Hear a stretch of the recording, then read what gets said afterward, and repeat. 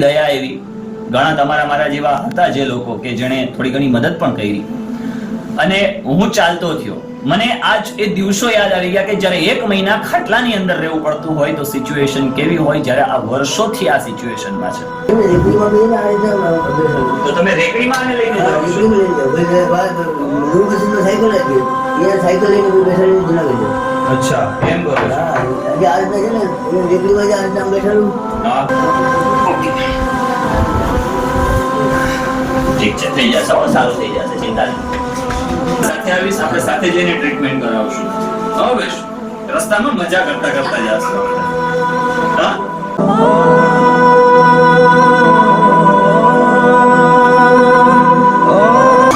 Hello guys, welcome back to my new video. મિત્રો, આપ સૌ ખુશ હશો, મજામાં હશો, ખૂબ આનંદમય હશો, પરિવાર સાથે હશો. પરંતુ ક્યાંક એવી પરિસ્થિતિની અંદર ગળાડૂબ છે કે જેની હાલત આપણે જોઈએ ને તો એ દયનીય છે. ઘણો એવો વર્ગ છે કે જે ખુશ નથી. એની પરિસ્થિતિ એવી છે કે ના તો કોઈને કહી શકે છે ના સહી શકે છે. આવી સિચ્યુએશનની અંદર એમનું જીવન ગુજારે છે. અને હા, કહેવા જાય તો કોને કહેવા જાય. અત્યારે મિત્રો હું વાત કરું છું, અત્યારે હું ક્યાં છું એ પહેલા જણાવી દઉં કે હું માંગરોળના એક બંદર દરવાજા જે વિસ્તાર છે, અગાઉના ઘણા બધા વિડીયોઝ પણ મેં તમને બતાવ્યા છે. એ બંદર દરવાજા વિસ્તારના એક જે ફળિયું છે એટલે કે ચંપા ફળિયું, આ ચંપા ફળિયાની એક્ઝેક્ટ ગલીમાં એક ઘરની અંદર છું કે તમે અહીંયા જુઓ છો કે પાણીથી બચવા માટે કે છાંટ ના આવે એના માટે અહીંયા એક તાળપત્રી રાખી છે. ચાલો પહેલા હું તમને ઘરની વિઝિટ કરાવું અને ત્યાર પછી જણાવું કે ખરેખર શું પરિસ્થિતિ છે, શા માટે હું આજ અહીંયા છું એમ. તમે આ ઘર જોઈ શકો છો કે કપડાં સુકાવવા માટે અહીંયા આ દોરી બાંધી છે કે અહીંયા કપડાં સુકાઈ શકે. અહીંયા નાની અમથી એક મોરી છે, આ એટલી જ ચાલી છે. તમે જોઈ શકો છો કે આ એટલી જ ચાલી છે.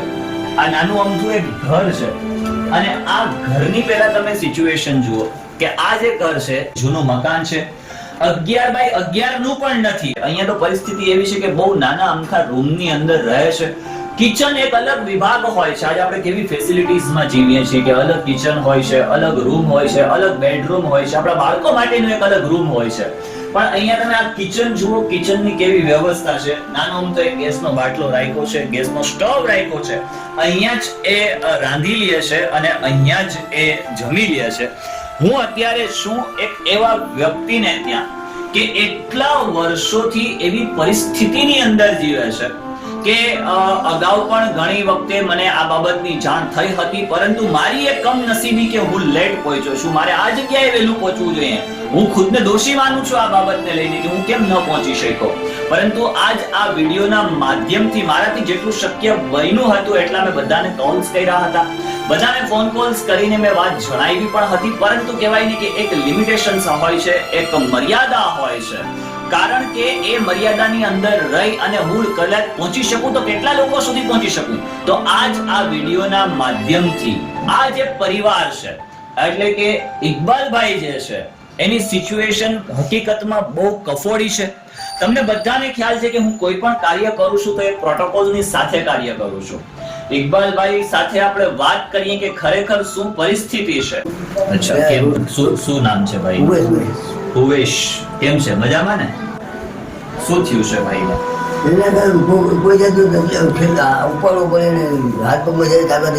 એને ઉપાડીને લઈ જવો પડે છે. ઉપાડીને બસમાં ચડાવવું, ટેકો દીધો ચડાવવું, એ રીતના બહુ બધા. ક્યારથી છે આમ? એટલે લોકડાઉનમાં થઈ ગયું. લોકડાઉનમાં જ? એટલે લોકડાઉનમાં આવી પરિસ્થિતિ હતી? પહેલા સારો હતો? પહેલા સારો હતો. અચ્છા. અને મને વાત મળી છે કે અગાઉ તમારો એક છોકરો આ જ સિચ્યુએશનમાં, મોટો છોકરો મોટો હતો ને એની આ જ બીમારી હતી. મોટાને પણ આ જ બીમારી હતી? મોટાને આ જ બીમારી. અચ્છા. અને એ મોટો છોકરો અત્યારે હાલ કેટલો સમય થયો? વર્ષ દિવસ થયું. શું આને શું કહે છે ડોક્ટર? શું કહે છે? એના ડોક્ટરને એટલો ખર્ચો બતાવે છે ને 14 દિવસ દાખલ કરે એમ. દવા ક્યાંની ચાલુ છે અત્યારે? મુંબઈની દવા ચાલુ છે. Muscular dystrophy. આ મસ્ક્યુલર ડિસ્ટ્રોફી નામની એમને બીમારી છે અને આ બીમારીની અંદર એ ચાલી નથી શકતો, હાથ નહીં કામ કરતા, હાથ પગ બધું રોકાયા છે, ખાઈ નહીં શકતો, ખાઈ પણ નથી શકતો, તો એમને ખવડાવે છે તમે પોતે? ટેબલ પર પૂરી રાખીને ખાઈ શકે એમ તો આમ હેઠળ બેસીને ના ખાઈ શકે. તો એમને પેશાબ પાણી કે જવું હોય તો પણ બધું ઉપાડીને જ લઈ જવાનું, બધું ઉપાડીને કરવાનું. તમે કામ શું કરો છો? હમણાં કઈ નહીં કરી શકતો. રોજ જુનાગઢ 9 વાગે જાઉં, બપોર 3 વાગે આવું, 4 વાગે આવું. રોજ સવારના જુનાગઢ આમને લઈને જાઓ છો? રોજ લઈ જાઉં, ડેલી જાઉં. અને તમે જ ઉપાડીને લઈ જાઓ અને લઈ આવો? હા, રેકડીમાં લઈ જાઉં. તો જુનાગઢમાં ટ્રીટમેન્ટ ચાલુ છે? હા, કસરત ચાલુ છે. અચ્છા, કસરત કરાવવા માટે જ લઈ જાવ છો? કસરત કરાવવા. હવે એને કમ્પ્લીટલી સાજુ થવા માટે ડોક્ટર શું કહે છે? એ કે 14 દિવસ દાખલ કરો. પગની ગેરંટી નહીં આપે.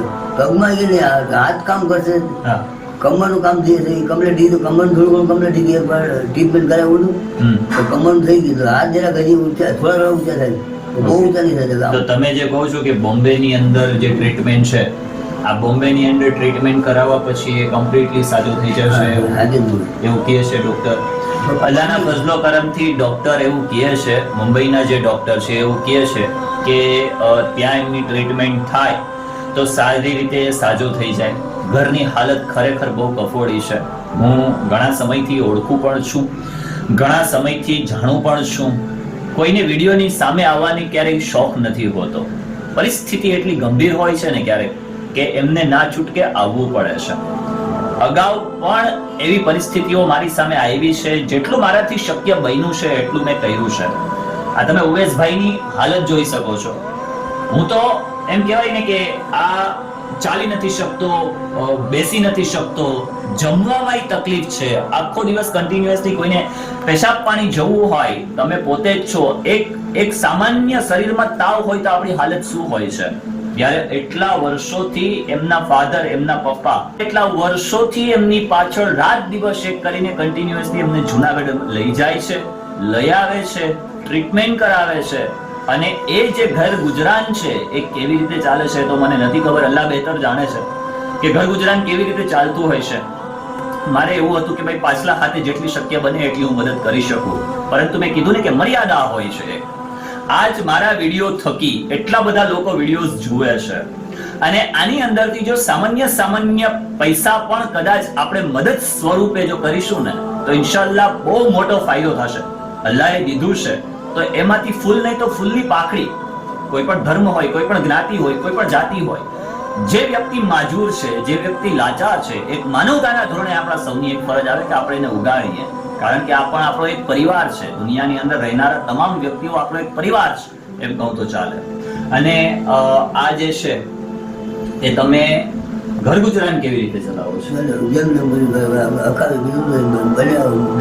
ધંધો કરવા જાવ, આજે ફૂકડા વેચો, ફુગ્ગા વેચીને? હા, ફુગ્ગા વેચીને 150-200 રૂપિયા કરી આવે. એવું ક્યાંય બી જાવ ને ઈંડા લઈ જાવ, 2 ટન ફુગ્ગા ભેગા.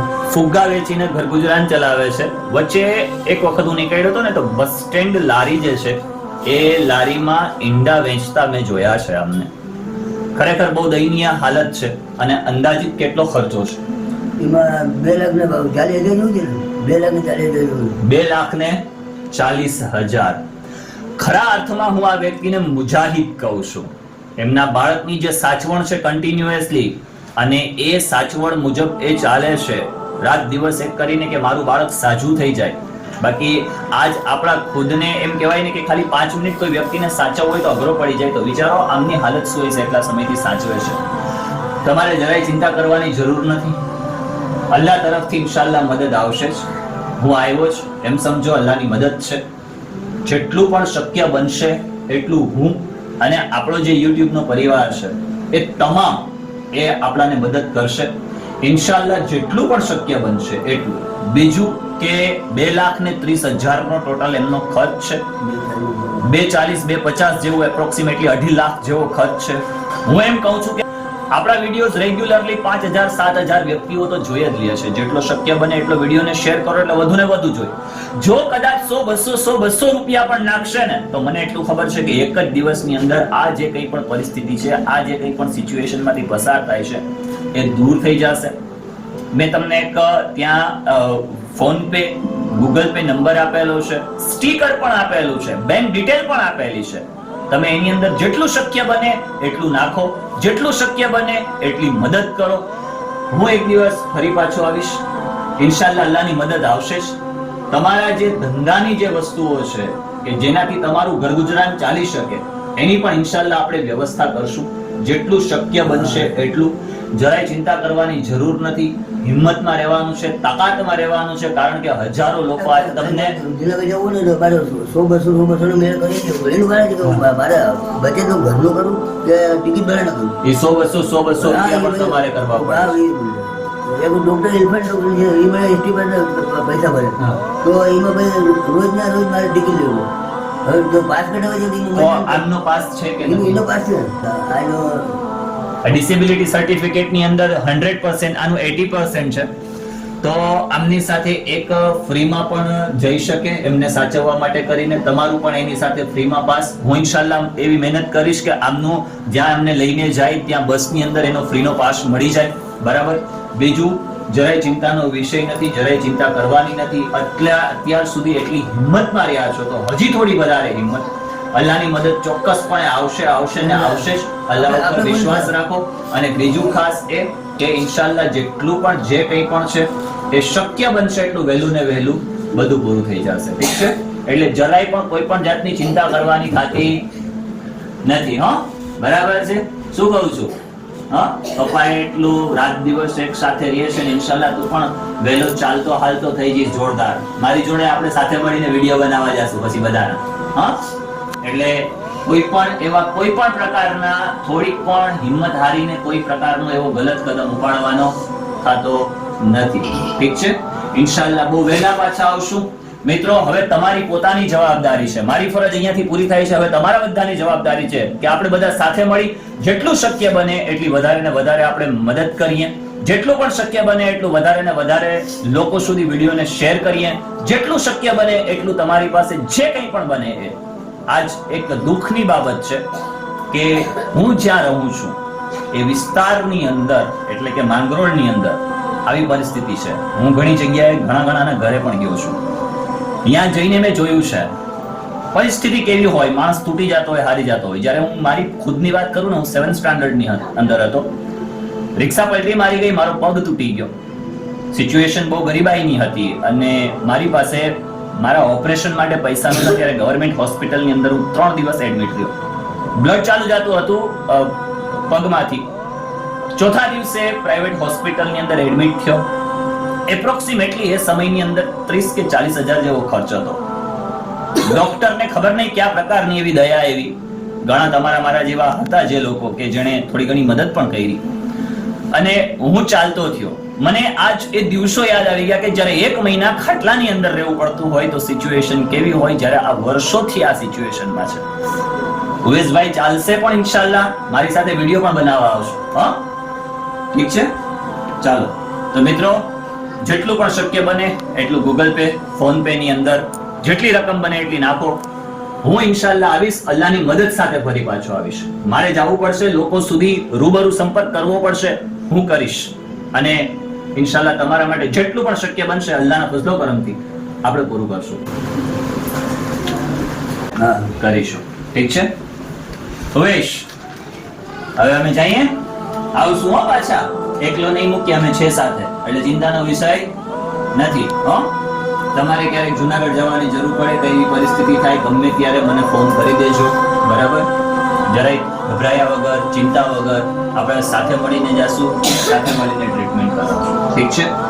ક્યાંય પણ રાશનની પણ ચિંતા કરવાની જરૂર હવે તમારે થતી નથી. રાશન પણ ઇન્શાઅલ્લાહ પહોંચતું થઈ જશે. બરાબર? ઠીક છે?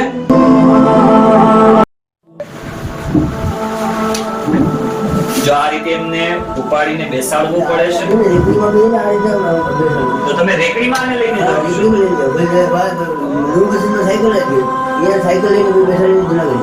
અચ્છા, એમ કરો છો?